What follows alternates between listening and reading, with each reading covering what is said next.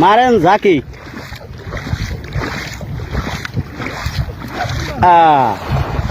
এত বড় নদীর মধ্যে খেওয়াইতে আছেন, এতে কি মাছ পাওয়া যাইবে? কিছু পাওয়া যায়। যায়। ভিডিও তো এর আগেও একবার আপনার একটা করছিলাম, তখন তো নদী ছিল শুকনো। আজকে তো একদম ভরা, এবং এখন তো মনে হয় জোবা চলে না?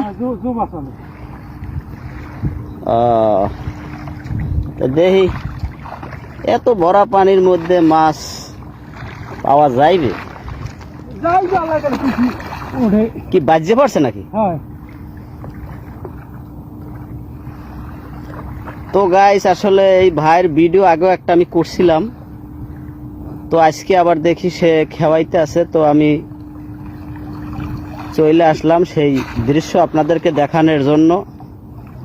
তো আসলে এই খেয়াইতে মাছ পায় নাই, দেখি দ্বিতীয় খেয়াইতে কি পায়। দ্বিতীয় খেয়া মারার প্রস্তুতি কিন্তু অলরেডি শুরু হয়ে গেছে, এই যে আমরা দেখতে পাচ্ছি।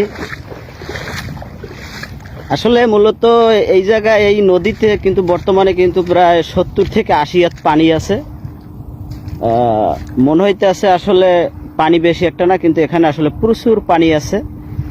এই পানির মধ্যে কিন্তু আবার এই পুলে আবার চর আছে, এই চরের মধ্যে মূলত মাছের খাবার, যেটাকে বলি আমরা আদার, অথবা আমাদের এই আঞ্চলিক ভাষায় বলে চড়া, মানে এই চড়াটা এই জায়গায় দিছে মেডিসিন দিয়া, ওই আধারের সুঘ্রাণ পাইয়া মনে করেন মাছ, অনেক সময় বড় বড় মাছও কিন্তু পাওয়া যায়।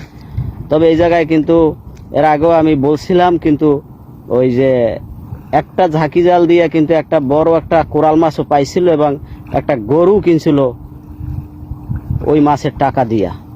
এটাও জিরো। তো আমরা তৃতীয় খেয়ের জন্য অপেক্ষা করব, সবাই সাথেই থাকবেন। তো দুলাভাই, আজকে আর চড়া দিয়েছেন কয়টা? 14টা। ও, এটা কি ওই একবারই খাওয়ান না দুইবার খাওয়ান? ও, মানে পানির চাপ বেশি, এর লিগে আপনি একবার খাওয়াইবেন? বুঝতে পারছি, কারণ দ্রুত পানি বইরা যায় এর লিগা। ও, আপনার এই শহরে তো আগে আমি আসছি, এতে কোনো সময় পানি উঠতে দেখিনি, এখন তো আজকে মনে হয় এগুলো সব পানিতে তলাই যাবে নাকি? ও, এই যে আপনার মাঠ দেখা যাইতেছে, মাঠের উপরে কতটুকু পানি হইবে? কোমর সমান? কোমর সমান হবে না? ও, এটা মনে হয় আয়নায় মাছ আইসেনি একটা? হ্যাঁ, একটা আইছে। না।